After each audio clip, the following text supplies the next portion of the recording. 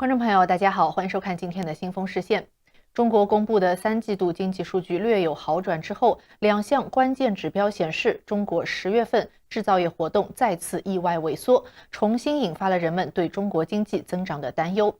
国家统计局周二公布的官方综合采购经理人指数跌至今年以来的最低水平，而周三公布的财新制造业指数 PMI 则3个月来首次跌破50点大关。这一指数高于50点表明经济活动扩张，低于50则表明经济活动收缩。两项数据都显示，中国仍然没有摆脱经济困境，仍然面临着海外增长放缓和国内房地产泡沫旷日持久的挑战。官方指标主要是考察规模较大的国有企业，而财新指数则重点关注小型和出口导向型企业。北京最近几周加大了刺激措施，但是许多经济学家表示，北京当局需要在今年最后阶段采取更多的措施，才能确保经济增长不会失败。国家统计局周二表示，中国官方制造业采购经理人指数从9月的 50.2 降至10月的 49.5。由于以色列和哈马斯之间的战争爆发，给全球经济都蒙上了新的阴影。10月份，中国制造商面临着来自国外客户订单的减弱。国际货币基金组织预计，今年全球经济增速将从2022年的 3.5% 放缓至 3%， 因为各国央行通过提高利率来抑制通胀的努力，会对消费者和企业支出构成压力。中国服务业和建筑业的活动指标也走弱，将整体经济活动的综合指标拖累至 50.7， 这是今年以来的最低读数。疲软的指数与第3季度经济改善后经济学家乐观的预测形成了鲜明对比。ING 亚太区研究主管表示，这些读数令人意外，这表明中国经济仍然在苦苦挣扎。尽管如此，一些经济学家认为不要过度悲观，有些人提出不要忘了，许多中国企业在10月份的8天小长假期间停止了生产和销售，因此对10月份的数据会有所影响。季节性的因素可能的确是部分原因，但是一些企业因为国庆假期将一些工厂活动提前到了9月份。如果我们同意季节性的论点，那么9月份的改善也可能只是季节性的。2023年对中国经济来说是充满坎坷的一年。年初疫情封锁的结束引发了消费拉动型增长的爆发，但是随着家庭开始缩减支出，消费冲动也随之减弱。消费者谨慎态度的背后是房地产前景暗淡以及青年失业率上升等关键因素。与此同时，由于美国和欧洲利率上升挤压了对中国制造商品的需求，中国出口大幅下滑。当其他国家正在与通胀加速做斗争的时候，中国消费者却因为需求下滑而面临物价疲软甚至是下跌的情况。对此，北京的应对方法是降低利率，并且推出一系列支持支出和稳定房地产的小规模刺激措施，比如说放松购房限制。上周，财政部表示还将增发1万亿国债，为基础设施支出提供资金。而这些努力似乎取得了一定的成果。第3季度的国内生产总值数据显示，与今年第2季度相比，经济在加速增长，并且中国月度新房销售指标有所改善，虽然房地产行业整体仍然处于深度低迷状态。中国房地产信息集团周二公布的最新数据显示，10月份全国前100大房地产开发商的总销售额相当于556亿美元，比去年同期下降了 27%。而传统上9月和10月应该是中国房地产销售业绩最好的月份。在8月底，中国监管机构决定让购房变得更加便宜，手续更加容易。而在此之后，挂牌房产和参观样板房的数量的确有所增加，但是房地产经纪人和分析师表示，交易量的增长并没有达到预期。在今年的11黄金周期间，全国重点城市新房成交面积按年减 17%， 较2019年同期降幅更是达到 24%。深圳楼市的最低折扣力度低至88折，可以说是满城皆是特价房。但是深圳黄金周期间的新房成交量仅为336套，与节前一周相比减少了 42%。与此同时，北京最近允许开发商降低房价来促销的做法似乎也受到了抵制。在中国南方城市惠州，大型国有开发商保利集团在10月的国庆假期期间，试图5折来卖房拉动销售，结果却因为大幅降价卖房引发了骚乱而被强制停业整顿。位于惠州市的保利阳光城，距离深圳市的沙田地铁站仅15分钟左右的车程，属于是林深楼盘。该楼盘的备案价约为 1.5 万元一平方米，曾经最高卖到近 1.7 万元。而在今年11期间，它以7800元至8500元的价格来销售，遭到之前已经买房的业主的强烈抵制。业主投诉要求开发商停止降价行为，并且赔偿业主的损失。遭到大量投诉之后，房管局迫于压力，要求该楼盘停业整改，已经低价卖出的13套房屋也被要求退房处理。而武汉市另外一家国有企业开发商近期也发生了类似的事件，并且取消了近期的销售。经济学家表示，周二的指数结果表明，中国经济复苏还不能够放松警惕，需要采取更多的措施来确保经济复苏不会倒退。经济学家预计，北京将会进一步采取的措施包括继续降息和增加基础设施的支出。一些经济学家主张减税或者为家庭提供更加直接的财政帮助，但是北京迄今为止对此类政策表现出的热情并不大。习近平表示，房地产对经济的拉动作用应该要比过去小，但是目前先进制造业和消费却无法填补房地产的缺口。与西方的地缘政治紧张关系也正在阻碍中国获得先进的芯片和其他关键技术。国家统计局表示，10月份中国非制造业采购经理人指数，也就是涵盖服务业和建筑活动的指数，降至 50.6， 而9月份为 51.7， 也是今年录得的最低读数。在最新指数公布之后，中国股市立刻做出了反应，逆转了前一天的涨幅。香港股市下跌 0.9%，内地沪深300指数周三收跌 0.04%， 离岸人民币对美元汇率也下跌 0.1% 至 7.3349。彭博社的经济学家表示，中国10月份财新制造业指数明确表明，尽管采取了积极的政策支持，中国的增长势头正在减弱。PMI 的意外下降加深了我们对小型出口导向型企业前景的担忧，以及对复苏持久性的担忧。中国人民银行可能会在未来几周内削减银行存款准备金率，来为政府债券的销售提供资金。同时，随着8500亿元人民币的中期贷款即将到期，中国还有可能在11月中旬降低1年期政策贷款利率，并且进一步增加流动性。渣打银行大中华区首席经济学家丁爽预计，中国央行将在今年年底前将存款准备金率下调50个基点，来帮助银行消化额外发行的1万亿元国债。而由于避险情绪强烈，今年黄金受到热捧。今年迄今为止，现货黄金已经上涨超过 8%， 上周升至近6个月的高点，达到每盎司2009美元。以人民币计算的话，今年迄今则已经上涨超过 15%。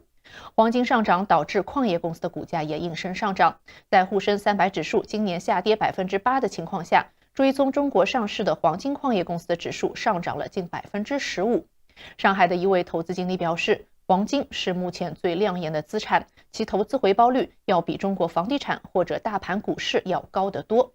同时，在乌克兰战争、全球经济疲软和中东冲突的大背景下，黄金作为资产避风港也十分受欢迎。华夏基金等基金管理公司上个月推出了中国首支投资黄金股的 ETF， 另外有7家共同基金公司也在申请要推出类似的产品。世界黄金协会的报告显示，今年前9个月，随着各国寻求对冲通胀，并且减少对美元的依赖，各国央行购买了800吨左右的黄金，同比增长 14%， 而中国央行在全球范围内的黄金购买量创下历史新高。世界黄金协会的首席策略师表示，预计今年年度官方黄金的购买总量将会接近或者超过去年的1081吨，而中国已经连续11个月购买黄金，成为今年全球最大的黄金购买国。中国人民银行报告称，今年抢购了181吨黄金，而波兰和土耳其是第2和第3大买家，但是他们的购买量仅为57吨和39吨，要远低于中国。分析师表示，中国私人和央行的黄金持有量远高于年度消费者需求和官方购买量所显示的水平。中国央行带头抢购黄金，加上疲软的人民币、不景气的中国股市和陷入困境的房地产市场，导致中国消费者也纷纷抢购金条来为财富保值。中国最大的指数提供商中证指数有限公司则在本周三推出了2个与黄金有关的股票指数，来利用对黄金的需求激增。中证指数公司表示，新的黄金股票指数提供了一种新的方法，为人们提供更多投资黄金的工具，也为家庭提供更多财富管理的方式。不知道观众朋友是否考虑投资黄金呢？以上就是今天新风事前的全部内容，感谢您的收看。这里是华尔街电视，如果喜欢记得点赞并且订阅我们的频道。我们下期节目再见。So first question for you, which is the same question I ask all guests, is I'm curious for a bit of an intellectual biography. How did you come to focus on tax systems, and also how did you gain an interest in exploring and understanding China's tax and fiscal system? Great, thank you. So I went to law school in the United States after spending a number of years in graduate school. So by the time I entered law school, I was old enough to want to find particular career path. And so I thought hard, if I wanted to engage with China as a lawyer, what could be the topic I want to focus on. The unfortunate thing was that I didn't find most topics in law school that interesting. Tax was something that I did find interesting. And so I went into that, hoping and also betting that tax would be important for China, for a country like China. So what happened was, after law school, I practiced in New York City as a tax lawyer for a number of years, then went back to China. When I was in China, I continued to practice tax law while holding a teaching position at a major university. That's the way in which I engage with Chinese public finance in general and tax law in particular. So by both practicing it and also by teaching it. And a third component of that career in Beijing, which lasted from 2006 to 2013, was that I did engage extensively in government advisory work. So if you're an academic in China, a big job I have is actually just to attend government meetings all the time. So you may be familiar with this. So I was lucky to be in that position and be invited into meetings on tax policy with quite some frequency, rather unexpected for someone. I actually held a U.S. passport, but was delighted to find that my training was useful in Beijing. So I did that for 7 years. And since 2013, I've moved to Canada, and now I engage with the Chinese tax system primarily in 2 ways. One is by reading government announcement, and second is to collaborate with economists using actual data from firms to analyze Chinese tax policy. Before we get into some specific questions about the tax system and the book itself, I wonder, just can you tell us a bit about the origins of the book? Had this been something you were stewing on for a while? What were the puzzles that you were looking to solve or explore when you first put pen to paper? That's a great question. There actually is a very specific story about how I was led to write the book. So I was based in Beijing for 7.5 years. I got to know the central government agencies very well. One thing that I learned through those 7 years is something that I think China observers don't comment on often enough, which is the central government in China has a very small-sized staff. And so the State Administration of Taxation, which is the tax agency that I work with, has employed 0.1% of the tax workforce. And if you look at the IRS, who's in the DC office of the IRS, that is something more like 10%. And so that's a drastic difference in central government staffing and central government functions. So what I discovered was that it was very easy to get to know the people in the central agency because there weren't that many of them. I began to recognize that, it's a very Beijing-centric view. My colleagues in the agency, both in the State Administration of Taxation and the Ministry of Finance, and also in the National People's Congress, often lacked information about what's coming from what's happening in the ground level tax administration. Another thing I noticed was that because I'm trained as a tax lawyer, I read Chinese tax law and administrative guidance very closely. I found out shortly after arriving in Beijing that many of my peers, tax practitioners, paid a lot less attention to statutes, regulation, administrative guidance, and put a lot more weight onto having in-person interactions with government officials. This is something that I was quite curious about. It was as though that people didn't really care what the law actually said. They cared more about what particular individuals in government thought.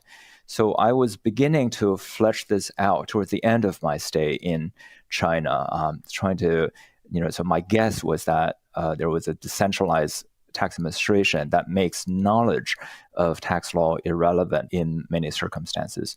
So that was a guess, and I wrote an academic article about that. But then I was contacted by tax administrators in China from a couple of provinces saying that they agreed with my assessment and they were trying to change the system. So this happened in 2015, and for me, I was totally delighted because I was making a guess about what was actually happening. And my colleagues in Beijing did not necessarily recognize this phenomena that I was quite curious about. And it was neat that tax administrators actually cared about this idea. So I had a second stint working with provincial tax administration, trying to learn more about Chinese tax administration, and that became the main material for the book. Yeah, and I would say that's one of the aspects of the book, which we'll talk about, that I found most interesting, is it fits into this larger body of literature that shows that oftentimes Beijing does not have a particularly accurate tactile sense of what's happening on the ground. I mean, it's one of the limitations of a hierarchical Leninist system is, I think, oftentimes we assume, Xi Jinping sits in this control room with buttons and dials and, he can move folks around the system. But I think this is just a really fascinating example of just how not true that often is here, even for systems that, again, administratively, Beijing theoretically has full control over. Before we dig into the thesis of the book, I wonder, it might be helpful for listeners if we can just spend a question or two describing in broad brushstrokes the structure and strengths, weaknesses of the current tax system, if you don't mind. And maybe it's worth a descriptive question first, which is, if you were in an elevator with me and I said, hey, Wei, describe for me the structure of the Chinese tax system and it's what sort of types of taxes does it primarily rely on? How would you answer that in a relatively pithy way? Sure. Yeah, no, that's a great question. I would first say that China's tax system is really important. I think that's the first thing to recognize. And my feeling is that people don't recognize that. Usually when people talk about Chinese government control over social resources, they think about the finance system, state-owned enterprises, ownership of land. All of those things are part of the government's stockpile of social control and control of resources, but they are dwarfed by the tax system. And so one has to look at that. In terms of how well the tax system runs, the second thing to note is that about 10 years ago, China was raising about 24% of its GDP in various forms of tax revenue. And that, in some ways, can count as a success because not many developing countries manage to do that. And so you have to give the government credit for building a functioning tax system within 15 years after transitioning to a market economy. The last thing I might say is that tax to GDP ratio has rapidly been declining for the last 6-7 years. So official tally says that tax to GDP ratio is now hovering below 14%. So that is unlikely to be sustainable. It's also a very dramatic turn in the Chinese public finance system that we should recognize and we should attribute it to Xi Jinping. It is part of the policy package that he has been implementing. So those are some of the observations I would start with. If you ask how good is the tax system, I think very much depends on benchmarks. In the United States, we will be very critical of the U.S. tax system. We think that a lot of things are lacking, but you can say both the U.S. and China are outliers. Whatever they do, you have to understand them in their own terms instead of comparing them to other countries. Can I ask you to just rewind for a second? I'm intrigued. You said the tax to GDP ratio, which is now hovering around 14%, is a result of Xi Jinping's policies. What specifically has driven it down to that 14% number? Happy to answer this question. So let me be precise. In the public, people have made controversial claims about what China's tax to GDP ratio is. Some people claim that the official reports do not reflect what the government actually collects from society. As a specialist in taxation and public finance, I think it's fairly easy to pin down what the Chinese government collects from its economy. When I quoted the number, a dip from 19% or 20% to 14%, that is a calculation that disregards Social Security contributions. If you add back Social Security contributions, we're going to be back at around 20%.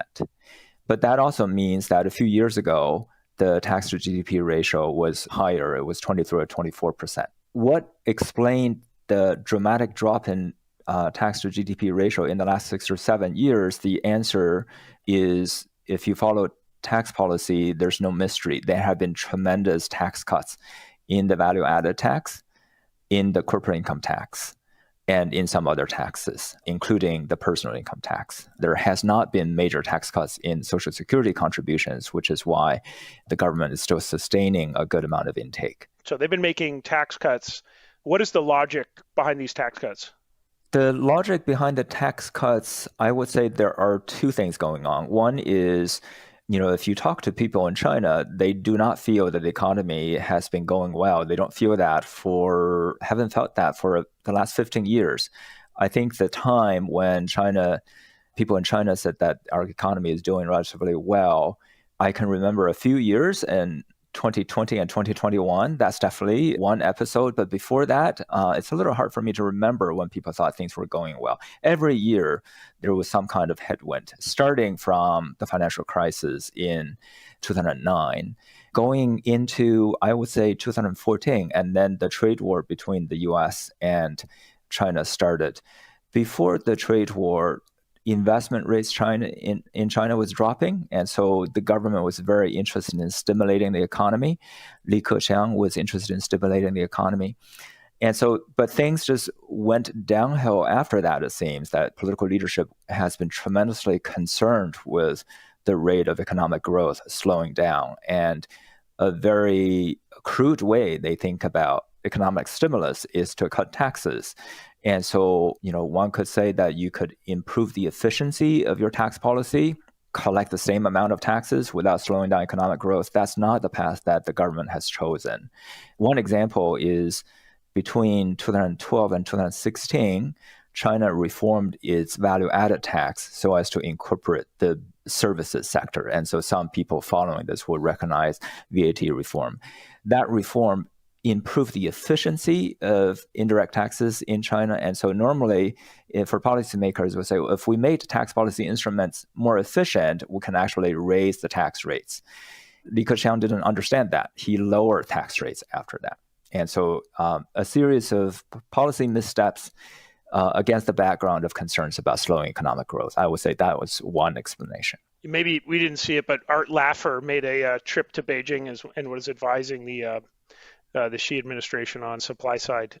Let's now dig into the heart of the book. One way to back into this is by asking you what you describe in the administrative foundations of the Chinese fiscal state is something that works, but on rules that aren't implicitly intuitable to, let's say, a US or Canadian audience, which is used to thinking about tax systems based on our own experience of it, right, where we have firm, clear tax law. We have bodies like the IRS, which are the sort of pointy end of the spear, but authority is really back in Washington, D.C. or at the state level in terms of defining, articulating tax law. But it's a really rule of law-based system. That's not what you describe here in this book. An initial question is, how is it that this Chinese tax system, which, like a lot of other portions of Chinese governance and administrative systems, is not based on the rule of law, still has a structure and stability to it. How is that possible? This is indeed the central project of the book, to describe a vast state that coordinates at a massive scale, achieves massive tax collection and wealth redistribution without operating according to legal rules. So that's highly unusual if you look at modern tax systems. That is the central message of the book. Describing how it works is what the book attempts to do, because it is relatively difficult. But we can start with the following. And so the tax bureaucracy in China is tremendously decentralized. And so that's something to recognize. And for specialists in China, people who study China, this is actually not hard to do. You all know that if you go to China, whether it's to Beijing or other cities, you frequently run into taxpayer service halls. So you can frequently see tax bureaus buildings. And that's something that the Chinese state built in the late 1990s. Basically, you can say that there are as many tax offices in China as there are post offices in the United States. The number roughly is 30,000 in each case. It's that easy to access government offices. From that, it follows that Chinese taxpayers, especially mostly looking at business firms, not individual taxation, business taxpayers get reasonable taxpayer service, because any kind of guidance they need, any kind of support with compliance, they can easily approach a local tax office. In turn, the local tax office, in providing these services to a vast population of business taxpayers, they also closely monitor these taxpayers.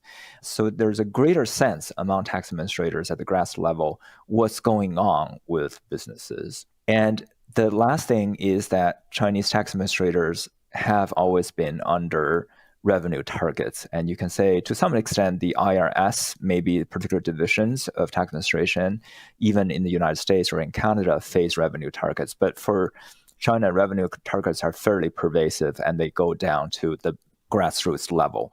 And so tax administrators are highly incentivized to monitor with taxpayers, to negotiate with taxpayers, to cajole taxpayers into paying some tax. And that broad net of government tax collection really reaches far, very far. And one reason I think this is interesting to study is, by this point, we're all familiar with, because of COVID, because of the reach of neighborhood committees in China, how the Chinese state can reach so many people so directly.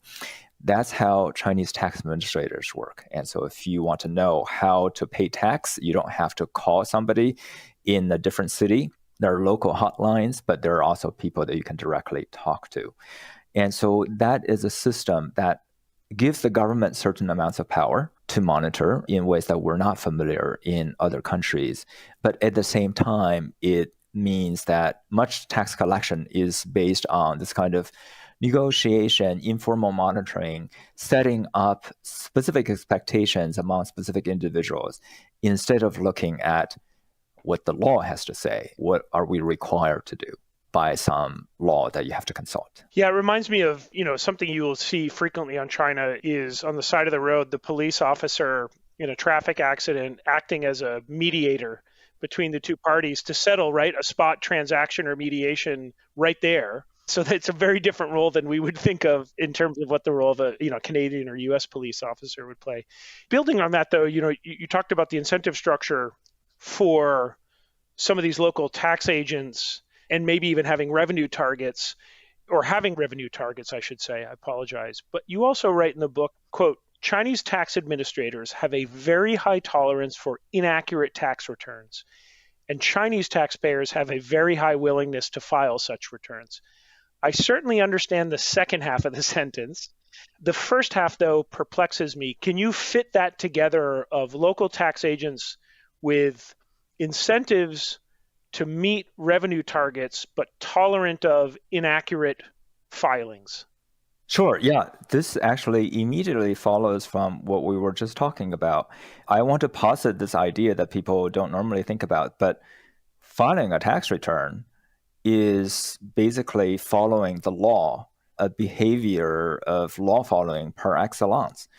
Because if you look at a tax return, both either in the United States or in China, if you look at the corporate tax return, there are hundreds, sometimes you can say thousands if you go through all the ancillary schedules. There are hundreds of entries, right?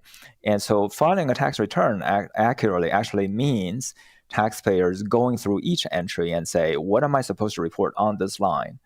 That is not something that's possible without people reading the rules, okay, reading with the instructions for these lines. So that is following the law very closely. And so when I say that Chinese tax administrators don't care about what taxpayers report on the tax returns, I mean that they do not rely on taxpayers having the capacity to follow instruction for the tax returns, learning what is the appropriate thing to report on each line. They like to have a rough sense of what taxpayers have to pay. And once they can collect that amount, it's irrelevant what they actually reported on the tax returns. As a result, many of the entries on tax returns can be highly inaccurate. And strictly speaking, you can say that's lying, that's cheating on your tax returns, but it's not regarded as that in normal practice in China. A completely fascinating dynamic, which I feel like as an anthropological study on trust and sort of local norms that are hard to appreciate from a distance is worthy of additional study. I wanted to ask you then, can we, maybe to make this concrete, you have in the book lots of case studies looking at how this plays out, but just can we abstract this for listeners? You're a local tax official, I run a small business. If you are not looking at my return, how does this process work? You've got, let's say, 1,000 companies and individuals in your portfolio as a local tax administrator. What does it then look like in terms of how our interactions are structured such that you get the amount of tax revenue out of me you think I owe? Is this just a series of long conversations? Are you intimately familiar with the books of my business? How do they gain the information they need to make the proper assessment? That's a great question, but I want to preface my answer with one methodological one. All right. So how do we find out what on the grassroots level, what people are doing? Things can be different in different places. People have different reactions depending on the taxpayers you talk to. So all my comments, what I'm about to say, are based on studying internal government documents and looking at data and inferring what is the most coherent account. It's not based on interviews. If you just interview taxpayers, they will say things about tax administrators. If you interview tax administrators, they will say different things, right? And so it's really important to say that this is a tricky area of exercise. So if I were an anthropologist, I would be quite unsure how to approach it. I think one plausible account is to say that because tax administrators have rough observations of each individual taxpayer, they form estimates and convey expectations about what they have to pay. So if you're a restaurant, the tax administrator will convey an expectation of what you're supposed to pay based on the size of your operations. And that expectation becomes central. And sometimes the expectations may be justified. And so if you say, I roughly know what kind of revenue you have, and for this industry, your profit percentage is going to be this amount. And so people form rough estimates of what they have to pay. That's basically it. And there's different variations of that. If you look at Chinese practice, the amount of taxpayers, the number of taxpayers who claim to be so-called under presumptive taxation, meaning that they don't actually have to calculate their profits and they can just do an estimate, is actually a fairly small portion. Most taxpayers claim that they're on an accounts-based reporting system, not on presumptive basis. But if you look at the accounts they report, there will be many cases where costs are not accurately reported, where revenue is the key item. So my guess is that for small taxpayers, mostly it's done on that quasi-presumptive basis. For large taxpayers, here the contribution to the fisc in most countries come from very large taxpayers. So here China, like other countries, does rely on the greater compliance tendency of large firms in every respect. And so firms will follow certain rules. It's easy for them to find out what the rules are. Sometimes they're better at learning the rules than tax administrators themselves. And so here is greater reliance on taxpayers' own propensity to report truthfully. But if you look at smaller businesses that are less likely to be compliant, I would say that is this close monitoring and setting up expectations of paying something. How is this system with the degree of flexibility? I guess I'm defining flexibility as the absence of sort of formalized, enforced regulations determining, especially for the taxpayer, what their in advance expectation can be about the amount of revenue. I hear you that probably there is a lot of implicit knowledge at the local level, which is hard to intuit from especially, Washington, D.C. But this would seem to be a system which would allow too much room for abuse, especially on behalf of the revenue manager at the local level. What are some of the norms that you've seen develop that restrain just pure rent-seeking or abusive behavior by revenue managers? I believe that there's probably quite a bit of rent-seeking going on. The question is, what is the scale? Is it so bad that it would disrupt the system? I would say the Chinese government has done a number of things to limit this kind of rampant corruption. And so there is regular rotation of tax administrators among taxpayers, so you're not always stuck with the same tax administrator. There is computerized systems since the early 2000s to monitor what people do. So there are severe constraints on what tax administrators can do in their interaction with taxpayers.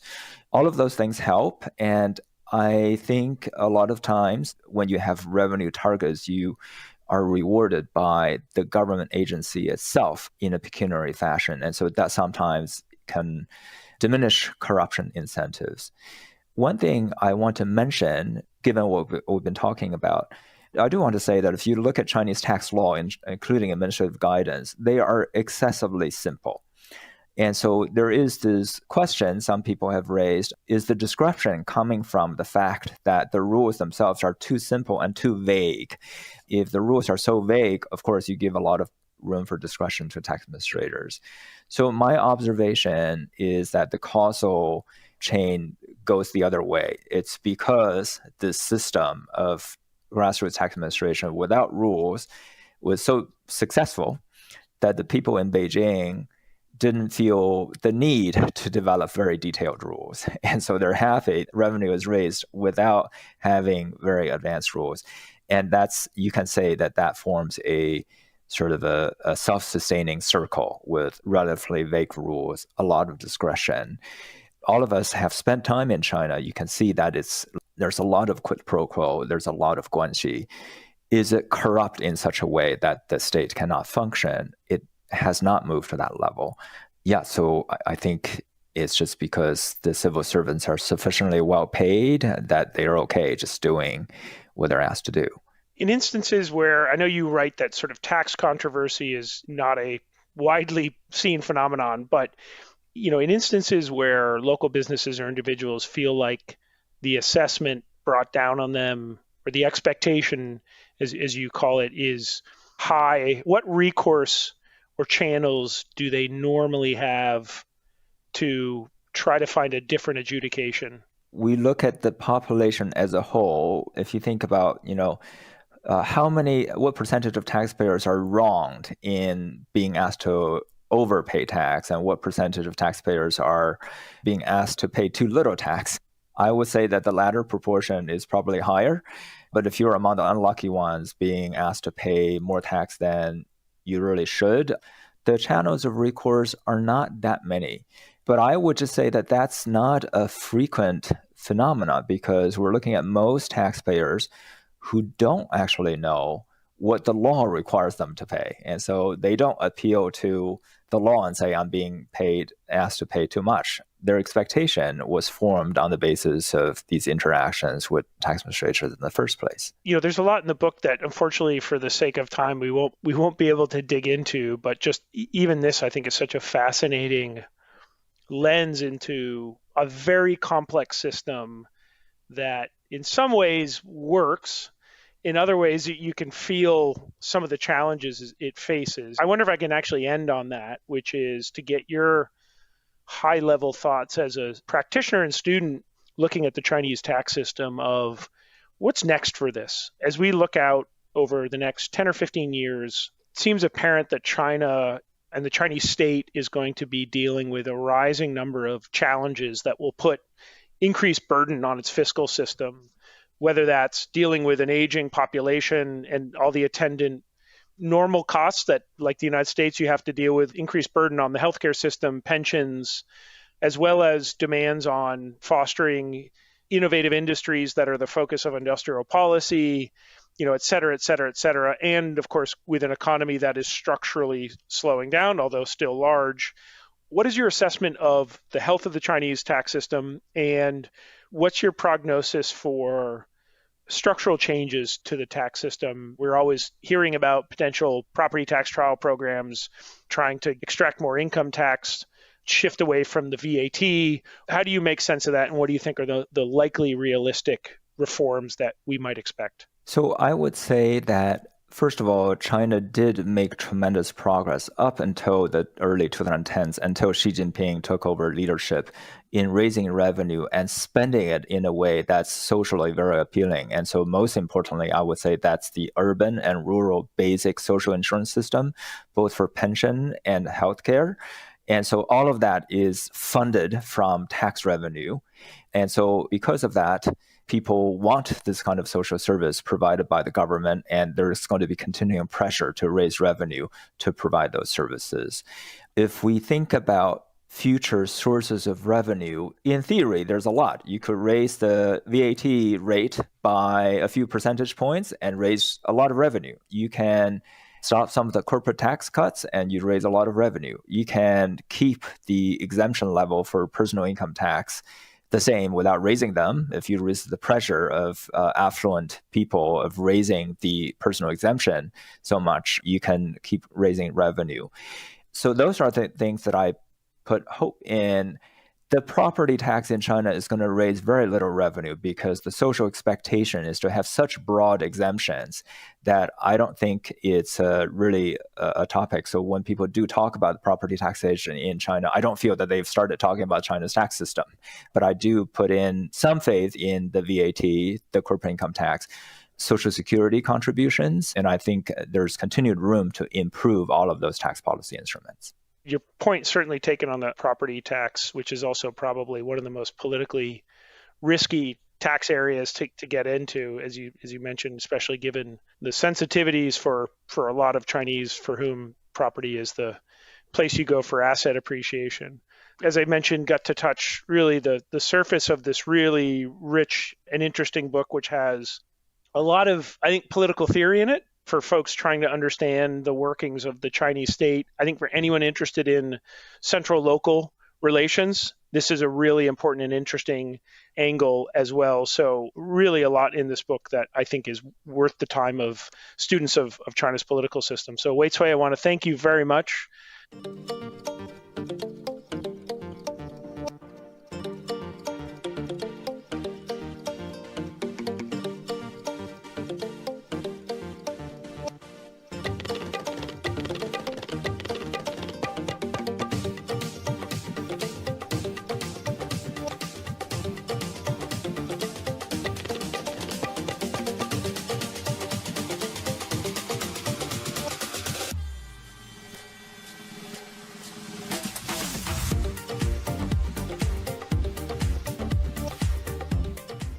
Well, good morning, everyone. Welcome. My name is Jude Blanchette of CSIS. I'm really delighted to be hosting this discussion of Chunhan Wang's fantastic recent book, The Party of One, The Rise of Xi Jinping and China Power's Superpower Future, which was published this May. Chunhan, who I'm sure most viewers already know, is a China reporter at the Wall Street Journal who has been covering Chinese politics, policy, foreign policy for a long time, and is certainly one of the best analysts of contemporary China and Xi Jinping. But we're also delighted to have two of the additional best observers of Chinese politics and decision-making. We've got Neil Thomas, who's a fellow for Chinese politics at the Asia Society Policy Institute's Center for China Analysis, and Sheena Greitens, who's a visiting associate professor of research in Indo-Pacific security at the U.S. Army War College. We're going to get right into it, but just a very brief format for today. I'll start out by asking Chun-Han a few questions about the book, and then we'll dive right into a discussion with the entire group, both of some of the conclusions that Chun-Han has reached in the book and why those matter, but we also want to get into some of the burning questions that I think are on the minds of many right now as we watch this rapidly evolving or devolving, I guess, political system in China. Questions about the death of former Premier Li Keqiang and what that means for Xi Jinping. Is this something that could open up the gates of dissent? I'll ask the group about how strong or weak they think Xi Jinping's current position in power is, and how would we know? And then we'll also look a bit into the murky future to try to gauge what's next for China's political system and Xi Jinping. So thanks to everyone for joining this. And with that, we'll get right into it. And Chun-Han, firstly, huge congratulations on this. I know this was a lot of work. Also came out at perfect timing for those, I think everyone just increasingly confused about what's happening in China's political system. Where is it going? What sort of leader is Xi Jinping? I think we're now well into the third act of Xi's time in power with lots of really critical questions. And your book is, I think, the best place to go to try to begin to wrestle with these. As a first question, I wanted to ask you, just when you were first, putting notes down to begin the work on a proposal for this book, what were the puzzles or challenges or sort of questions you had about Xi, the way his power worked, how his leadership worked, that motivated you to want to spend a few years researching this? What was gnawing at you in those early days? Mm-hmm. So thanks for having me on the show, and appreciate the kind words you have for the book. In terms of what was, interested me in terms of researching Xi Jinping for this book, I think a lot of it was about how, the mechanics of his power. How do you accumulate it? How do you enforce it? How do you enforce his authority over the party? What does he want to do with this power, and how effective he has been in using this power? And I'm also interested in how this particular system that Xi Jinping has built around himself, this highly concentrated, highly centralized hierarchy, how does that, affect people in the rank and file? I was interested in how, the everyday bureaucrats, local officials, how they survive, how they function in the Xi era, where they are under central leadership that expends far greater energy than before in policing their behavior and sort of enforcing what they see to be exemplary conduct. And I think in the course of this book, I actually, I was fortunate enough to be able to do some of my reporting and research for the book in my day job for the Wall Street Journal. While in terms of this issue I was talking about just now, I was able to write a front page story for the journal where I sort of explored this topic of formalism and bureaucratism, which is one way this, the Xi Jinping era sort of manifests itself in this very perverse way. We had officials trying to cope with the high pressure governance that Xi exerts on them. So they resort to doing very weird things in response to very weird incentives, that's been exerted on them. So, I had a lot of fun anecdotes in that story describing how local officials would perform political rituals or even commit outright fraud to feign compliance with Xi's very broad and sometimes conflicting demands. So I think I was very interested in trying to tease out, some of these implications of Xi's approach to governance. And obviously, the book, if you've read it already, it covers a wide span of topics, from diplomacy to history to national unity. But I think initially when I thought about writing this book, I really wanted to come to grips with how does the party function under Xi Jinping? I'm curious, along the way, as you were working on this, what is a preconceived notion or a prior assumption you had about either the political system or Xi Jinping that was overturned or significantly modified by the time you clicked save on the final draft? Mm-hmm. Actually, to be honest, there wasn't anything I really changed my mind about or was surprised by, because I think the process of researching for this book was sort of this iterative process where I'm sort of building on incremental gains. done, both by the journal, me and my colleagues, our research, our reporting, and also the work of other people, and other analysts like yourself and Neil and Sheena.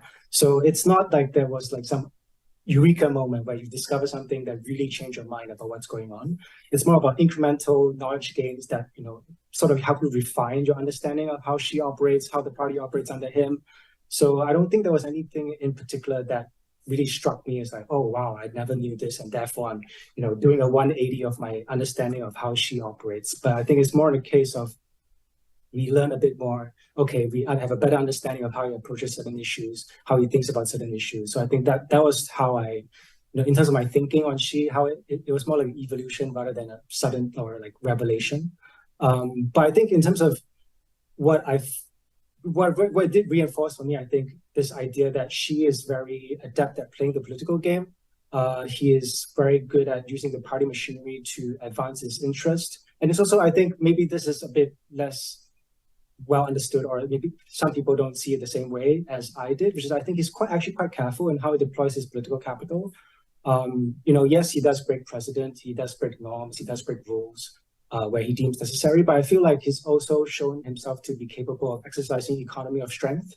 For example, as I cover in the book and also in my reporting for the journal, is when he sort of tries to consolidate his power and neutralize potential threats, to his personal authority. He doesn't necessarily purge people outright. So he's gone after potential alternate centers of power, like Wang Qishan or Li Yuanchao, or even Li Keqiang, not necessarily by going after the person himself, because that would involve expending huge amounts of political capital, potentially upending, power dynamics in a party beyond the way he would want it to.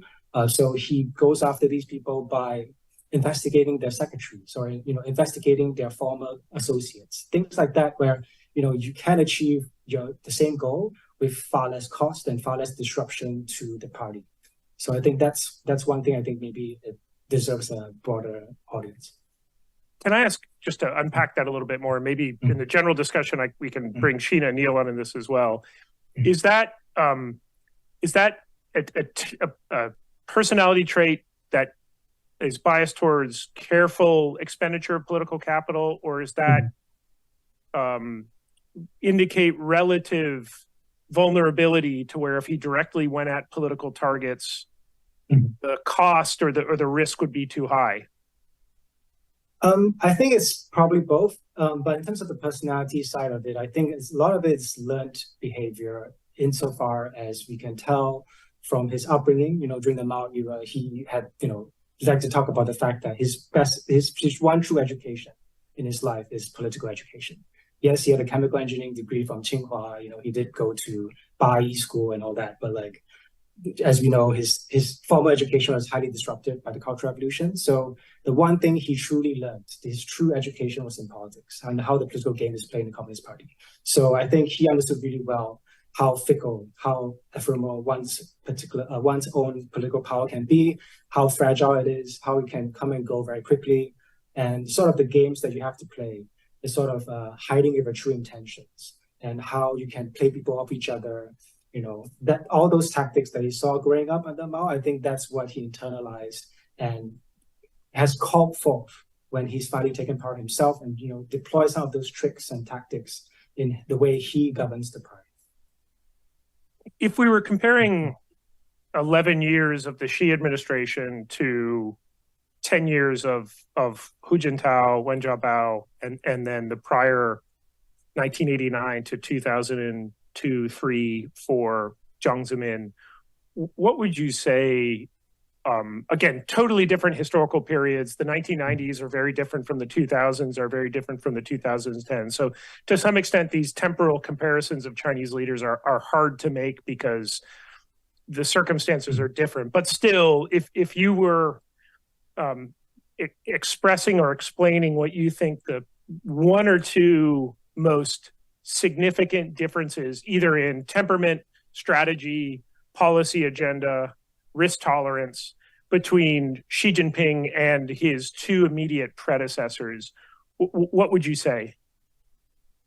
I think maybe this is a bit technical, but I think he's a far more Leninist person or the leader in his approach to politics and governance compared to Hu Jintao and Jiang Zemin. So you might also describe it as being ideological in the sense that, Xi demands compliance with his normative political vision in the face of practical considerations. So that ultimately being read is more important than being expert.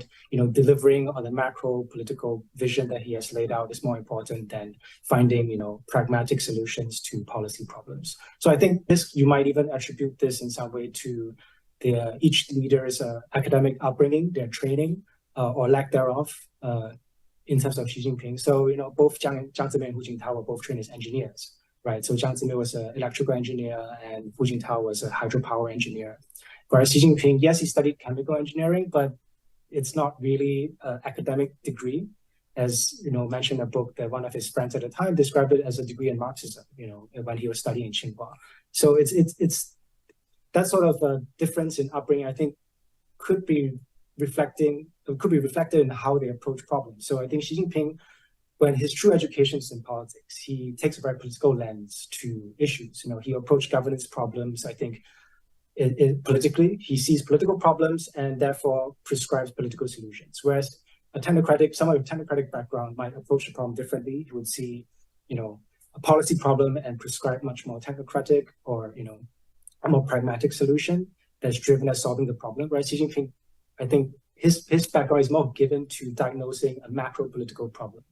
And therefore, he will prescribe a political solution to, these issues. And I think that's, in some ways, could go quite far in explaining, the sort of approach he takes in his governance, where he sort of lays out a broad, political vision or political guidelines as to how a problem should be solved. He doesn't necessarily prescribe down to the detail. He may not be very conversant in specific matters of this policy sector, but he would set down the red lines. He would set down the long-term goals, and then it's sort of up to people below him to deliver. And he would interfere every now and then where he sees something that doesn't quite work out the way he wants it to. But, he's not in the business of, line by line, drawing out policy proposals. But he's interested in setting the big picture and expecting people to operate within the boundaries that he sets. One final question dedicated to you, Chun-Han, then I want to ask Neil and Sheena to come in. But I was actually just, as you were talking, I was thinking about the title, Party of One.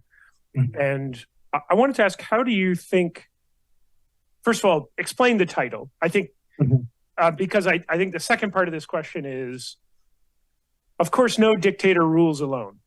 And so I wanted to ask how you think about how and where we should bring in and think about advisors to Xi Jinping. Tai Chi, for example, right now seems to be the guy. Yeah, I feel bad for Ding Shuixiang, who used to have that position, and I think is now sort of sitting in the corner waiting to be, asked to dance by Xi Jinping. So, we've known that throughout his tenure, there have been a group of individuals who, maybe they sometimes have pole position, maybe they move back, but they're still in the orbit, right? We think of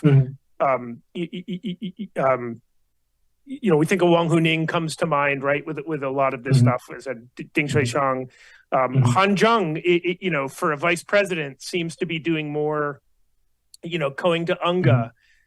We're seeing the office of the premier now go through this kind of odd re-empowerment, maybe, or it's simply a matter of Li Qiang being closely trusted. Wang Qishan, early on in the Xi administration, played a very important role in anti-corruption. So if you were kind of writing a book about Xi Jinping's advisors, who would be in the table of contents for playing key roles? And second is, how important are they to policy, formulation and implementation?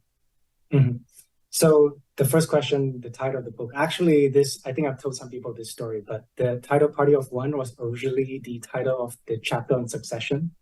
As you can see why, basically he's remade the party around himself and he is like a one-man walking key person risk. It's a corporate term, but this guy represents key person risk on a global scale, being the leader of the world's second largest economy and one of the most consequential nations on earth. So that was originally my idea for the title of the succession chapter. But then my agent suggested to me, the moment he saw my proposal, like, that should be the title of the book. And I was like, yes, actually, that makes a lot of sense because it goes beyond succession, right? It speaks to how he has made himself the center of political and public life in China. Everything has his name on it. All major policies. You couldn't go to any shopping mall now and not see some digital, screen that puts his face on every now and then. Like his slogans with his name are like, especially in Beijing, at least when I was there. You see his face and name in all sorts of places. That's something that, not that it never happened before, but it definitely became very clear, as she grew more powerful into his reign. So I think the title essentially is a very succinct way to describe this change, both the optics of it and also the practical elements of it, which is Xi Jinping has, in essence, put himself at the center of political and public life in China. And 3 words for a book title, I think is very easy to convey that idea. In terms of advisors, I think there are advisors and there are advisors, right? They are, like you mentioned, Cai Qi. I was discussing with someone recently that, Cai Qi is really important. Obviously, he is the director of the General Office of the Central Committee. It's a highly important job. He's the nerve center of the party. But at the same time, I don't think he holds that role and as seen as a type of aide that, say, Ding Xuexiang was and Li Zhanshu was. These 2 people being the previous holders of that office. Li Zhanshu was a far more like a peer to Xi Jinping. They were county chiefs together in counties that were practically side by side back in the 80s, right? And Ding Xuexiang, I think, had worked more closely in some degrees with Xi Jinping, especially when they were in Shanghai, and then that relationship carried on through in the early years of Xi Jinping's rule as General Secretary. But I think Cai Qi, well, first of all, the fact that he's a standing committee member, I have a friend who made the joke that essentially Xi Jinping has grown so much in his sense of imperial self-importance that only a standing committee member is fit to run the general office, of today. So in some ways, I think it reflects that. But at the same time, the relationship between him and Xi Jinping, I don't think it's the same as Li Zhanshu, the one that Li Zhanshu had, for example. Cai Qi is my understanding. I mean, this is sort of based on a bit of like gossip, the grapevine, which it's hard to really verify. But the idea is that he seems to be more of like a implementer. Like he's the aide, he is the guy who is told to do certain things and he tries to get it done, rather than someone who actually brings ideas to the leader. Whereas I think that role is perhaps more fulfilled by someone like Wang Huning or even someone like Li Qiang. So our understanding of Li Qiang's relationship with Xi Jinping is, is a very interesting one. The secretary or the Nishu, with the officials that he serves, like that relationship is very symbiotic. It's sort of a very implicit trust that's built up over years of working together. The Nishu is very good at divining the boss's will and trying to sort of translate it into actionable directives. Like that relationship, I think you're far more able to articulate what the leader wants. You're able to guess what he wants, and also you have a certain way of communicating with a leader that you wouldn't have if you're just someone who's seen as like more of a executor and enforcer. So I think within the standing committee, within the Politburo, this is hard to figure out precisely because of how, the nature of black box politics. It's very hard to know the individual dynamics of people's relationships. But insofar as we can discern them, I think some of it is clear to us that the relationship that Xi Jinping has with each individual Politburo member or standing committee member is different. It has changed over time, or like when people have, different people occupy the same office, we can see that I think the relationship between them is different, which means he may have a different perspective of how this particular office should function. But I think that in terms of who should be in that contents page of advisors that matter, I think it's not a secret. I think a lot of them we've already talked about. A lot of people have talked about them before. So you're talking about people like Wang Huning, you're talking about people like Li Qiang, maybe potentially someone like Chen Min-er, but I'm not sure. His star seems to have faded since people talked him up when he was Chongqing Party secretary. But as you say, these things come and go. We're never really sure how these interpersonal relationships might evolve. But I think you shouldn't have to look too far beyond the existing Politburo to have a sense. And also, actually, the Central Policy Research Office. I think Wang Huning's successor there, I think is also someone to watch. He has been quite a vocal, person in terms of articulating what the leader wants. So I think these are the key characters we have to look for. Sheena, Neil, I'd like to bring you in. So I guess Sheena first for you, then Neil. Just first of all, feel free to ask Chunhan any questions that I didn't ask or failed to ask or didn't ask clearly enough or concisely enough. Second, just general impressions on the book or anything Chunhan has just said on any of the questions I asked. Sheena, over to you. Yeah, well, first, congratulations, Chunhan. This is a terrific book. I really enjoyed reading it, even having, read your reporting for a long time. There was a lot that you stitched together here and contextualize and sort of present that's really an interesting portrait of Xi Jinping and of China under Xi Jinping. So many congrats on that. I have about 4 things that jumped out at me when I was reading the book, the last of which is a question that follows up on some of what Jude has already said. First, just starting with the book title, right? I think your book really draws out, at least in the world that I come from, which is academic political science, we tend to think of authoritarian regimes as either party-led or personalist, or we have for a long time.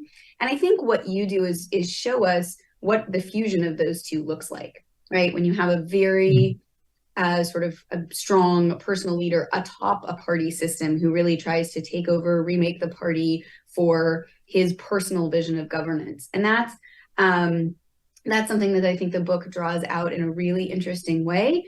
And it's something that we do, I think, at least in the academic field that I sit in is a little bit challenging to our usual, the sort of category boxes we like to separate things into. But second, then, and you used this phrase once already this morning, the challenge that creates for succession in China's political system is immense. And you used this phrase this morning, and it's in, I think, maybe one of the early chapters of the book, key person risk, right? Mm-hmm. That if Xi Jinping really is looking out for the longevity of party rule, he's actually created a significant point of failure risk here for the party. And I just thought that was a fascinating point that you made in a way that I haven't heard a lot of other people make. And so I don't know if we want to double back and talk about succession a little bit more, but the part about the rise of Xi Jinping and then the implications of what the next transfer to the next leader might look like, I thought were really well done.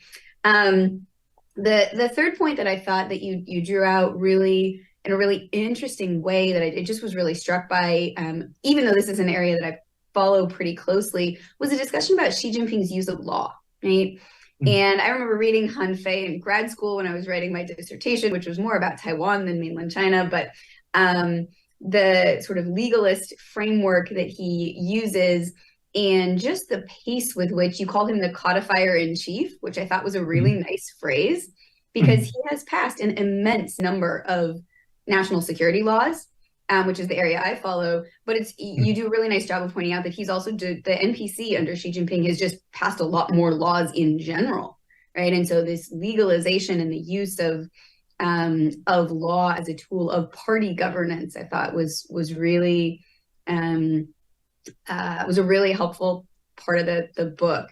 And then the fourth one, which is really the question I wanted to throw out, because I do think it gets to this puzzle of how strong is Xi Jinping really, right? How and what does it mean to be strong in a system like the one he's created? There are multiple threats that any leader has to contend with in different political systems, and as the institutional design of the system changes, so does the risk to the person at the top. But I was really interested, you go through in the book kind of the fact that Xi Jinping purged a significant number of leaders in the coercive apparatus in the military. He cut the PLA significantly. I think only maybe Mao and Deng Xiaoping have reduced the size of the military as much as Xi Jinping did. And these are things that typically could be seen as, and the anti-corruption purges were kind of maybe a little bit of a pushback on the PLA's traditional autonomy. Not that he's taken away that autonomy. I'm definitely not saying that, right? The PLA retains some significant organizational autonomy. But Xi Jinping has done some things that traditionally in a lot of other non-democratic political systems would maybe raise the risk of the military acting against him, aligning with another leader or just doing something to challenge him. And so I actually think, but on the other hand, Leninist systems, you talked about Xi Jinping as sort of the ultimate Leninist, right? Leninist systems tend to have very low rates of military coups or attempted military takeover. And so I wanted to ask you kind of how you put all these pieces together, because when I look at Xi Jinping's China, one of the biggest puzzles for me that bears directly on this question of, I think, of how strong or weak he is, and also has lots of implications for things like a Taiwan scenario, are what is his relationship with the military? How comfortable with his level of command, the quality of the information he gets from the military, and how do we think that relationship functions, and what is his perception of it? What's the military's perception of it? You bring a lot of really interesting details out in the book, but I confess I remain puzzled by what this relationship is, and I think it's hugely consequential for Chinese politics, traditionally has been in Chinese history, which you point out. So that's my sort of like question I wanted to toss back, which is, what do you make of his evolving relationship with the military, and how that matters inside the political system you describe? So I'll stop there, but those are things that jumped out at me, and one potential question for you. And then, Jude, I'm happy to follow up, but I want to stop there. Great. Chunhan, do you want to offer some thoughts on that question? Sure. I mean, I like to think about Xi Jinping's power in two terms. Like, one is like, where his relative standing to other people in the party, like to his peers, his fellow leaders. And I think on that front, he's unquestionably powerful. There's no clear rival. There's no clear alternate power center. There's no doubt that he is numero uno. The other terms which we can look at power is, what can he get done? And I think the record there is far more mixed. You don't have to look too far in terms of what he has failed to deliver. The example I use in the book, for example, is retirement age. I was at the very press conference in 2015 where the labor minister at the time promised to raise the retirement age. At least by 2017, there will be a roadmap. They will roll out some plan that explains which options they've chosen and the timeline for implementing. And we're now into almost the end of 2023, and we've seen nothing on any meaningful progress on that front. So I think in terms of, you have all this power, but your ability to deploy it doesn't necessarily translate, right? You are still constrained by practicalities of the bureaucracy, the difficulties, the challenges you're trying to take on. So I think it is useful to try to use this framework to understand when we say how powerful Xi Jinping is.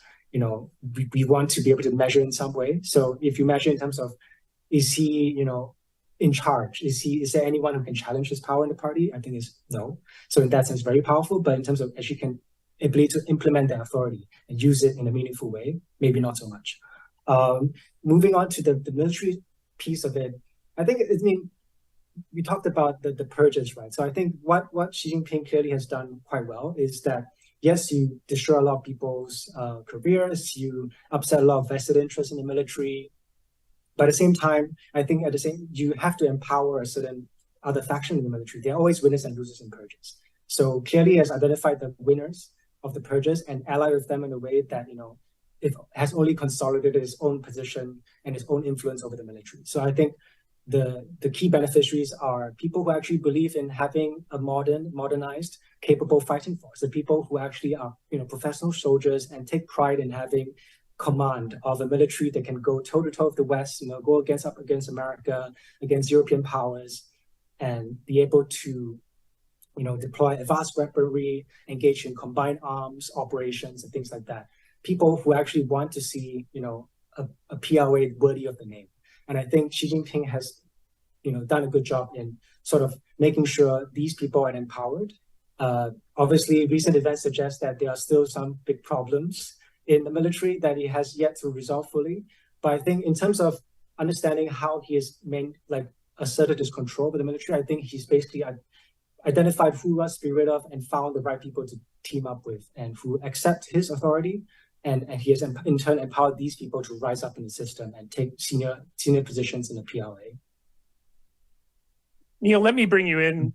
same set of questions to Sheena, but just general thoughts and impression on the books. Any thoughts on comments made where you'd like to add or fill in gaps or challenge any of the comments made? And then if you had any questions for Chunhan emerging from the book, we'd welcome you raise those as well. Thanks, Jude. Yeah, I'll just join the chorus of praise for Chunhan's book. I think it's the best overview of Chinese politics in the Xi era, and anyone who hasn't read it should go out and grab a copy and use it to fill people's stockings at Christmas or whatever you celebrate coming up. So I think it's a great book. Thank you for writing it, Chunhan.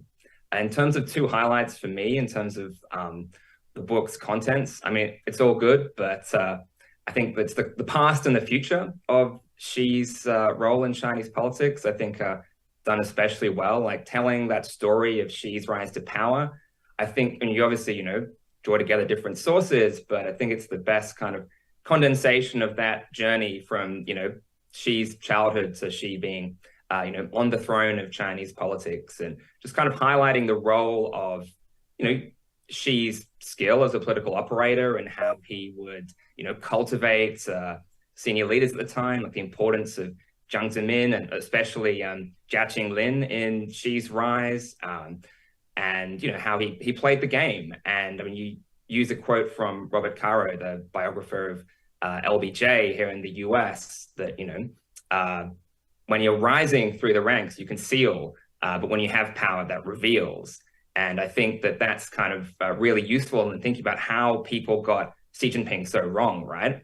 And he was playing a game, right? He wasn't putting his cards on the table. He wasn't, really aligning himself strongly with either particular camps. He was obviously cultivating Jiang, but like he wasn't, ever seen as Jiang's top lieutenant or anything like that at the time. And I think that holds some lessons for us in thinking about, what's next in Chinese politics. Like it's may well be the case that we've got, I think it is the case, we have no idea who is, next and who might be coming. But in terms of even how we think about that conversation, we do really have to remember how little we know, especially about these interpersonal relationships between the top leaders. Like, we kind of know that Li Chang's kind of taking a lead role in the economy. Tsai Chi's actually doing a lot of things behind the scenes. But in terms of who others would rally behind, or who might have a ruthless political skill set that they haven't shown to us yet, we know very little about those things. I think that's kind of leads me to the other highlight, which is the discussion of succession. And obviously Jude and Richard Richard McGregor wrote a great paper about that as well. So these are kind of the two best things written about this question. And I think that, Chunhan arrives at a conclusion that maybe, and correct me if I'm wrong here, Chunhan, but my impression is that you think it maybe is more likely than not that Xi will at some point, name a successor and try and, put his political capital behind a succession plan. That's obviously not happening in the near future in your telling. But I think that is, it's a source of uncertainty, but also potential, debate and disagreement. Like I potentially think that Xi is a little bit, all the reason why he hasn't chosen a successor so far, the fact that you create potentially like a rival, you have a lame duck situation where your power might start to drain away, you don't have necessarily guarantees about how that successor is going to deal with you and your family, are kind of ingredients for indecision in politics. And we may kind of get a situation where it's not necessarily a strong succession, it's more like a kind of Mao and, Hua Guofeng type situation where Xi kind of sees the writing on the wall for himself a bit too late, and there's only a very weak successor without as much planning. But I think, I don't know, like that's, I think that you make a pretty good case that, made me certainly think about, it was more likely than I'd previously thought that Xi could get behind that sort of a plan. So that's, maybe something we can talk about later. In terms of two kind of questions that kind of the book made me think of, there's a lot in a very good way, right? In terms of stimulating discussion and debate about Chinese politics. I think for me, there's two things I'd be really curious to get your further thoughts on. Firstly, I think the role of ideology. That's something that we talk about a lot with Xi. It's, kind kind of a theme that goes across a lot of chapters in the book. And, there's these statistics like, local government officials saying they're spending 30 to 40% of their time on SOE employees too, on ideological training. And on one sense, it seems ridiculous and it's, a waste of time. But I guess I wonder if you could share some more thoughts on like, why do you think she is doing this? And is there a case that it is beneficial for policymaking and implementation in the party, in kind of the way that, a multinational firm might kind of invest in this whole, corporate values type campaign that they think will, help them to, get more work out of their employees. And curious on your thoughts on that. And then secondly, we talk a lot about the mistakes that she's made, or in our view, what are mistakes that she has made. And I think it's clear he's made quite a few in terms of, China's foreign policy and China's economy. But I'm curious as to if Xi Jinping was made to go through one of his own performance evaluations, kind of account for his performance to the party, what are kind of the three biggest successes you think he would discuss? And are those actually successes? So those are just a couple of things that I would love to hear, more from you on, that hopefully are interesting to everyone watching. But, before you get to that, Sheena, I know I had missed a ping from you that you wanted to come in on the back of a previous topic. So maybe before we go into ideology and self-assessments, let me just turn it over to you, Sheena, for a second to close off that thread. Yeah, sure. So first, I forgot to say this earlier, but everything I'm saying today are my individual views, not the views of the U.S. Army, the Army War College, Department of Defense. I got to get that out of the way. With that done, thank you. So my only point was just as a follow-up to some of what Chunhan was saying, and Jude, the question you raised, right? How powerful Xi Jinping is not the same as asking how secure his hold on power is. And I think, right, if we take Xi Jinping at his word, he actually in some ways sees China's power and China's security as inversely correlated, right? The more powerful China gets, the bigger the risks and the dangers are. It's this very dialectical thinking about opportunity and power and risk. And so I just wanted to point out that, if we're having a conversation about how powerful he is, and we assume that translates into a perception on his part of security, we may have trouble understanding some of his ongoing behavior. And to me, I think it's really, really important when trying to explain Xi Jinping to de-link those two and remember that they might be positively correlated, but they might actually be inversely correlated. And it seems context dependent. So Chunhan, I'd welcome you to push back on that, or Jude or Neil. But I wanted to throw that out there because I think some of Xi Jinping's statements about China's, the relationship between power and security for China, are fascinating, counterintuitive, but fairly plain in the way he stated them. And if you apply that to, and maybe we shouldn't, right? Maybe we shouldn't personalize this to Xi Jinping's hold on power, but I think it at least opens up a question that we should not assume or take for granted. So that was my only thought, but I think it does bear on and one of the framing questions of the book and of this discussion. So I wanted to put that out there. Thanks, Jude, for your patience and letting me loop back and close that circle. Because it's a great point. She has said on several occasions, forget the exact wording, but something to the effect of the closer we get to rejuvenation, the harder it's going to become. I think some of that is preparing the system, but I think it's also a diagnosis. I've always said something to the effect of, Xi Jinping is in power, but he's not necessarily in control. Just to distinguish Chunhan's comment of, formal accumulation of political power, but then your ability to implement a policy agenda is a slightly different thing. But maybe we could just go, I think it's a really important framework comment from Sheena, Neil, and Chunhan. Let me get your assessment of it as well, because it does seem a structural feature of dictatorship. And actually, I was just watching on Netflix as they try to fill the endless content machine with new documentaries. There's one on John Gotti. And the further up the ranks you move of the mafia, you're more powerful, but I think you feel more vulnerable, right? Because folks are gunning for you. I would imagine it's just a feature of autocratic systems, but Sheena, you do this more formally than I do, that the more powerful you become, you don't feel more secure in that. In fact, I think you're aware of how many potential rivals and enemies you've either created or are right behind you. I think there's the retirement question of, it's hard once you've climbed over enough bodies to get to a position in power. What's the retirement plan you have where you feel like you have any security? And once you leave the throne, then you're a little bit at the whims and wills of whoever assumes it. So, Chunhan, let's go with you and then Neil. How do you think at a framework level about that sort of dichotomy between power and security? Do you see it as Sheena has laid it out, or also as Xi Jinping has laid it out, of the closer, the more we stick our head up and our strength and our power becomes known, the more the United States, and its allies is going to be gunning for us? I think it makes a lot of sense. I mean, I remember this conversation that, Drew, we had many years ago back in Beijing when we were both still there, was that maybe we should start thinking in terms of analyzing Xi Jinping in comparison with Stalin. There's no doubt Stalin was the most powerful man in the Soviet Union, but he was also probably the most paranoid man in the Soviet Union.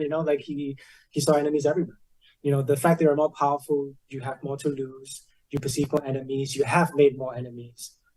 There's just so much more at stake, given where your higher standing within the system. I think the same you apply at the national level. The more interest that China has, the more vulnerabilities you have, the more things you have to defend, the more, it's sort of the burden of knowing more. And in some ways as well, the burden of knowledge, you realize where you're ignorant. So the more powerful you have to realize where you're weak. So I think that's this sort of oxymoronic, sort of self-fulfilling thing where the more powerful you are, in some ways you feel where you're more keenly aware of where you're vulnerable. So I think this applies both at the personal level and both at the state level. So I don't think it's contradictory. I think Sheena makes a very good point about this, and it's definitely something we should think about, when we try to understand why, for a country that professes to be, almost on the cusp of success and rejuvenation, why does it still see so many problems? I think it's because, like you said, it's because it's almost there. Therefore, the stakes are higher, the risk is greater, and the cost of failure is even more, dramatic. So yeah, I'm not sure if Neil has anything to add on this point. Yeah, I guess just quickly, I think, she is smart to realize that, right? Yes, obviously things that he has done have contributed to this US-China dynamic, but there's a case to make that there'd be more friction between the two countries, even if, Li Keqiang had been General Secretary for the last 10 years. And so, doing things like reorienting China's foreign policy towards the global south, trying to build up domestic bases for innovation and high technology, they're big gambles, but if they end up working, she's going to seem like one of the smartest statesmen in the world. It's a different question as to how likely they are to work, but in terms of diagnosing the issues that China is currently facing, there's other ways he could go about doing it, but it's not irrational to kind of be pursuing the policies he is. Then on a personal level, in elite politics, yes, Stalin was very paranoid, but he did, he ruled the Soviet Union for his entire, the rest of his life. And I think that the similar kind of calculation applies to Xi from the, brutal perspective of just, commanding elite politics. It's not a weakness to be identifying these problems. It's actually a strength. It's vigilance in some ways, just as much as it is insecurity, because that's just the game you're in. If you're a kind of authoritarian leader, you're not winning elections, you're trying to keep your hold on a few instruments of state power, and that's what matters. We've only got about 14 minutes left, so I had sent through some questions. I might cut a good number of those because I think realistically we've got time for maybe two questions. So let me start with one, and Sheena, let me start with you. I think certainly since COVID and the zero COVID policy and the sudden dramatic turnaround of it, but also as we've seen external behavior from China, sort of wolf warriorism that, in many ways works against China's own interests, or the passing of the national security law while Taiwan, in Hong Kong, while Taiwan was going through an election, which resulted in, the polls shifting in favor of Tsai Ing-wen. You could go down the list where I think there has been a diagnosis that one of the reasons we're seeing poor outcomes of the Chinese system or the Xi administration is this information challenge.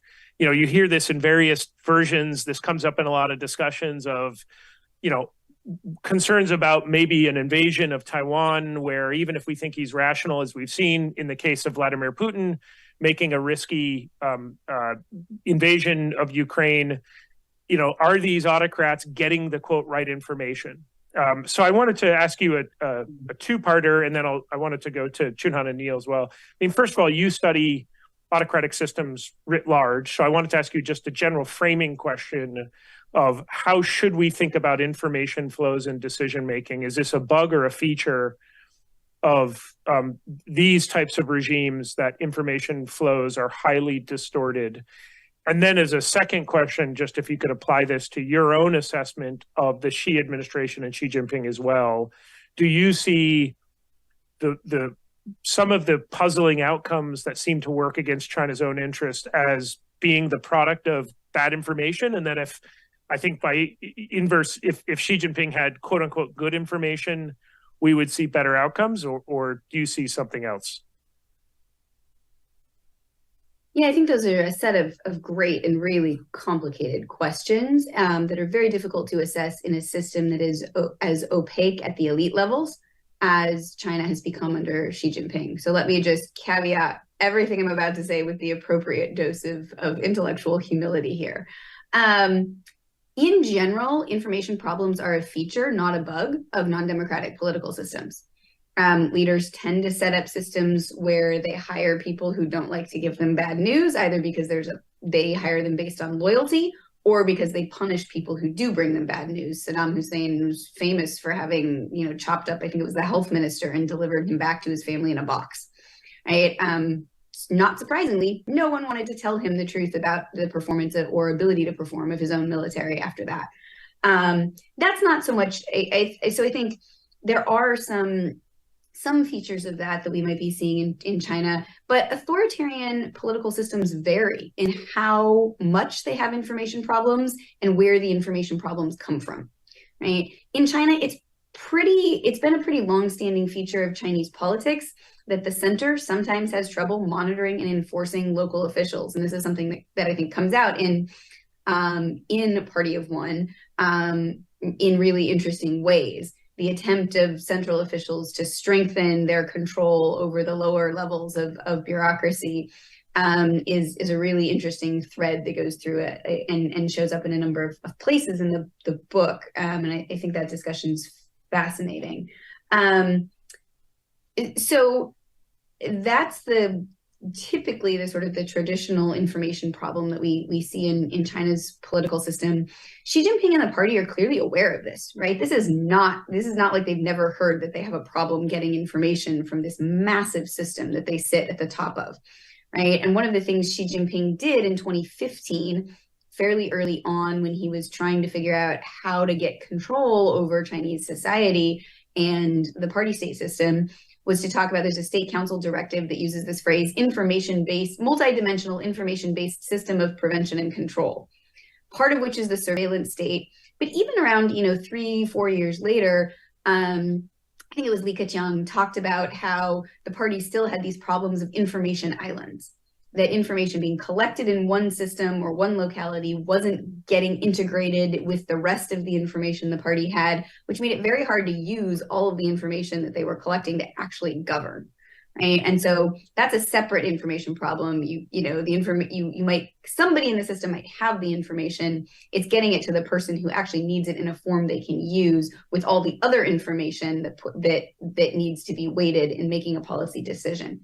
Right. And so I think that just by nature of the Chinese political system, there are structural informational problems. People like Jeremy Wallace, Jennifer Pan have done some really interesting, research on information flows within the Chinese political system. But I think it's actually hard to tell how much of what we're seeing in some of these decisions is a feature of flawed information versus other features of the Chinese political system. So I'll keep it short, but just take the defense minister as an example, right? The defense minister who was recently removed. There's sort of two stories, I think, about what plausibly could have happened there. And I'm just wildly speculating here because I don't think we know, and maybe we'll find out at some point. And maybe Chun-Han or his colleagues can tell us more at some point.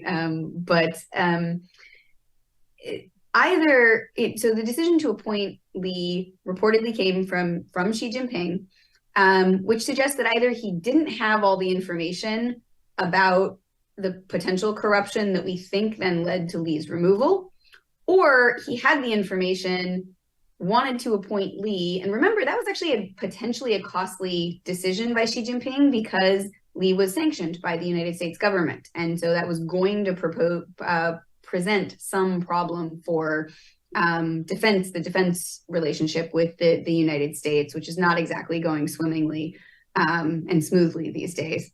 So, either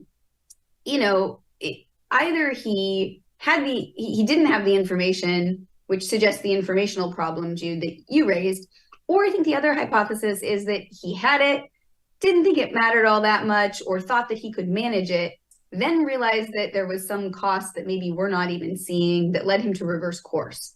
And that's more an issue of the power that Chun-Han is talking about, the power to make these very senior personnel decisions and then reverse them very quickly using the party as the lever or the mechanism of power.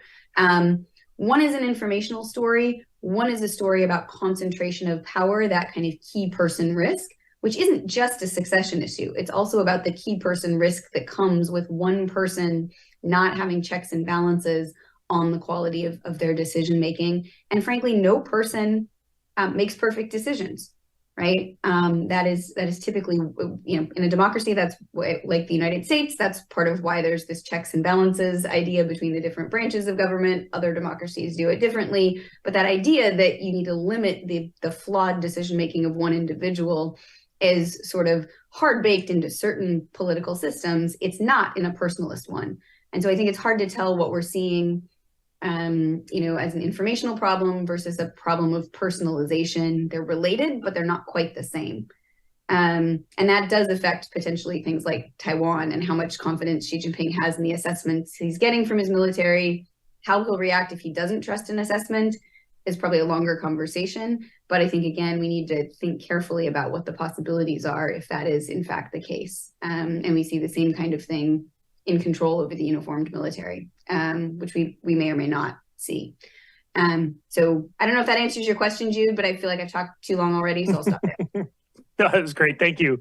Chun-Han and Neil, just can I get your quick reactions, reflections on the information question? And I think we'll have time for one quick round robin of final thoughts. So Chun-Han, let me go to you first. How do you think about the information question? I think Xi Jinping is very aware of this issue. I mean, I think it was last year or 2 years ago where he talked about this issue where I basically appealed to officials, like, go out and make friends in the grassroots so you can have a perception of like reality on the ground. You better improve your understanding of what's happening on the front lines in the coalface. It's a bit rich coming from him, perhaps, but like the fact that he made this a very public appeal, I think he understands the basic nature of the problem. And I'm sure he understands that that also applies to himself. This applies, I mean, I've heard anecdotes, not just him, but other officials have done this as well. Like, for example, Wang Qishan, where you would also use informal channels. You get your old buddies, your old war comrades, back in the day where you had, like, for example, Wang Qishan used to call upon people he knew when he was more, at the Rural Affairs Office back in the 80s, like, get those people to help him run some private, like, under the fly, sort of inspections or like, sort of fact-finding missions, and then report back to him so he has a better sense of what's actually happening on the ground. My understanding that Xi Jinping also talks to people, whether it's like family members or, he in the past, not so sure whether he does as much of it now, was like he actually would talk to fellow princelings, I think, to just at least get a sense of different reporting channels. Apart from the formal party reporting channels, he has other sources of information. Obviously, the quality of that is also questionable, even if we don't really know. And how he applies that, what he does with that information, we also don't really know. But I think he has demonstrated awareness of the problem. I'm just not sure we have enough facts on our hands to have a good assessment of whether he has come up with a reasonable solution. Neil? Yeah, I'll just add super quickly another thing that, is in Chunhan's book and has been discussed elsewhere as well, is the introduction of these kind of public mailboxes on official websites.